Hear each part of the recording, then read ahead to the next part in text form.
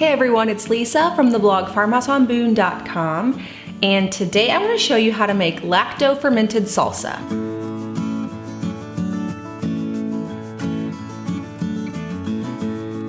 So it is summer, and if you put in a garden, you're probably getting fresh tomatoes and herbs. Perfect time to make salsa.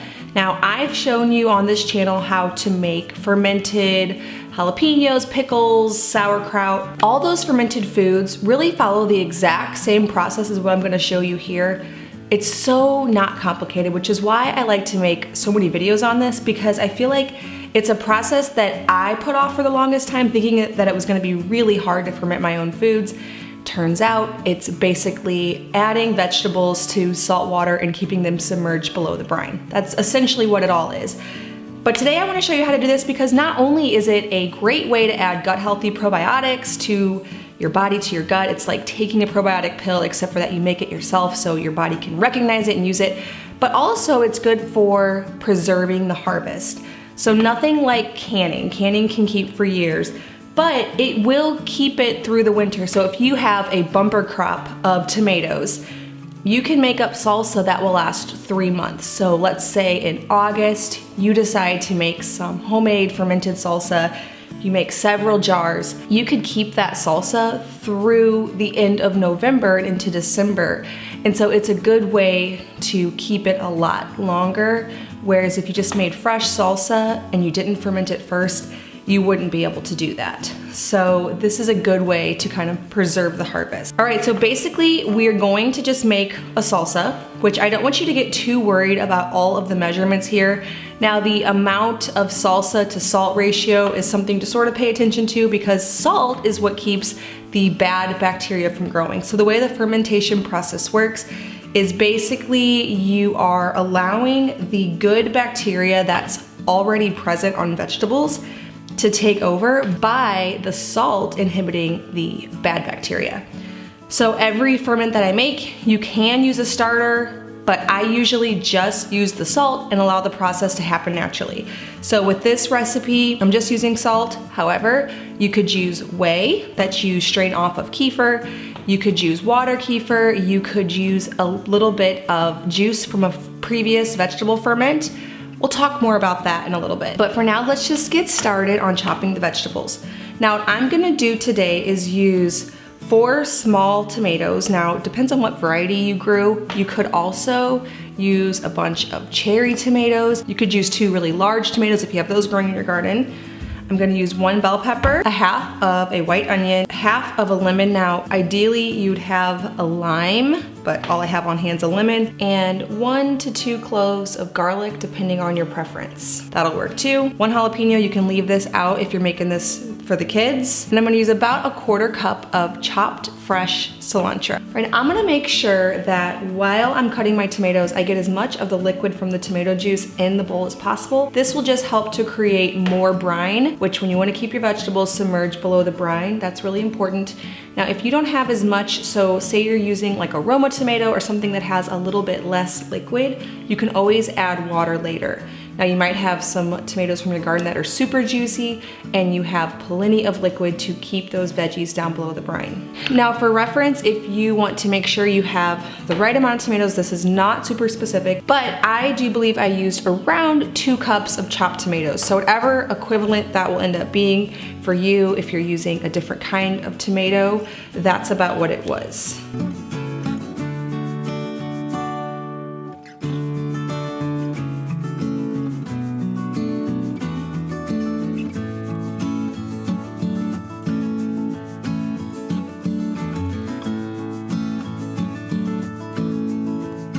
All right, at the very end, after I chop up all my veggies and herbs, I'm going to add 2 teaspoons of salt. All right, now I'm just gonna go ahead and give this a good stir before packing it into my jars. Now, I talked about this in a recent video, I believe my jalapeno fermenting video. I like to use these glass weights. Now, if you do not have weights or you do not want to purchase them, you can just take a half of a bell pepper or maybe some skin from an onion and press it down, wedging it tight in the top of your jar. Now in this case, you might want to use a not wide mouth jar, so a regular mouth jar. It'll really help for you to create that wedge. But if you have wide mouth jars and weights and fermenting lids, it'll make your life a little bit easier, but you can totally get this whole job done with nothing more than just a glass mason jar. Now I have a Farmhouse on Boone Amazon shop. Basically, it's just amazon.com/shop/Farmhouse on Boone, and I keep all of my favorite kitchen products in there. So the Instant Pot I use, the fermenting weights and lids, I'll link it in the description below so that you can check it out. I'm gonna update it as any tools I come across that I like to use in my kitchen, I'll add it to that shop. I also have home things and just basically my favorites on Amazon. You can find the links for those there. Now I'm just gonna put one of these fermenting lids on top. Again, you can just put a loose lid. You need some way for the gases to escape, but you also don't want anything to get into your ferments. Little gnats and things like them a lot.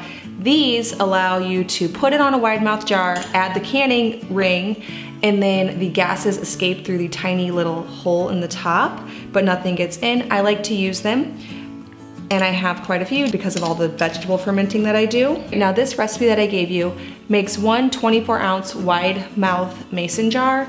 Of course, you can add a little bit more. You could do less and do a half pint. Whatever. These are the jars I like to use for salsa. I always love my wide mouths. I almost use wide mouth for everything. I have a few stray regular mouths laying around the house just because I had them from before. But I love wide mouth because they're easy. You can get your hand in and clean them really well with soap. My husband can't fit his hand in, but I can, and I cannot fit it into the regular mouth, so they're good for drinking cups. They're good for all things fermenting. Now I'm gonna leave this on my counter for about 2 days at room temperature to allow that good bacteria to take over. Now with quite a few of the other ferments, you leave them for a lot longer. The pickle's about 5 days, the sauerkraut a lot longer.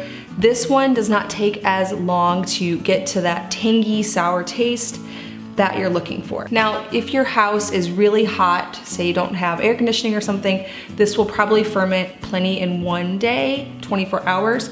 Our house is kept at around 78 degrees. I'm gonna leave mine out for 2. Now make sure throughout the fermenting process to check to see that the vegetables are still submerged below the brine. I had a pretty good amount of liquid here with just my tomato juice and my lemon juice. I pushed my weight down really hard to make sure that there was a good layer of liquid at the top, but things will mold if there is not liquid at the top. So if you find that you're losing liquid, or if there wasn't very much to begin with, just add a little bit of water and keep an eye that it does stay submerged below the brine. Now, as I mentioned earlier, you could add, if you say had just done my pickle recipe or my jalapeno recipe, just a little bit, a couple of teaspoons of the juice from that, and that would give it a nice boost because there's already the good bacteria taking over, but you do not have to. I did not this time, and it'll turn out just fine. You could also, another option is if you make your own homemade yogurt or kefir, if you put it through a really tight cheesecloth and hang it up on something, the yellow liquid that comes out of the bottom, which you've probably also seen if you make milk kefir sitting out for a while, you've probably seen that yellow layer on top, that's whey. You could also add a little bit of that to get this started. You could also do water kefir. Those are all options, and I don't want to overwhelm you because you can just do vegetables and salt and submerge it below. And I really like to keep this process simple because I know in the beginning I was reading about all the different starters that you could get, and I started to get a little bit confused and overwhelmed and think, this is not for me, I can't do this. So keep it simple, make sure you're fermenting your vegetables for that gut healthy, probiotic rich foods that you can get into your family's diet regularly, and grab yourself some chips or make something Mexican and enjoy your lacto fermented salsa. All right, well, thank you so much for watching this video. If you are brand new to my channel, make sure to check out all of my other fermenting recipes. I have quite a few. Also, you can hit that subscribe button to follow along with more food from scratch, natural living in a handmade home. Thank you so much for stopping by the farmhouse.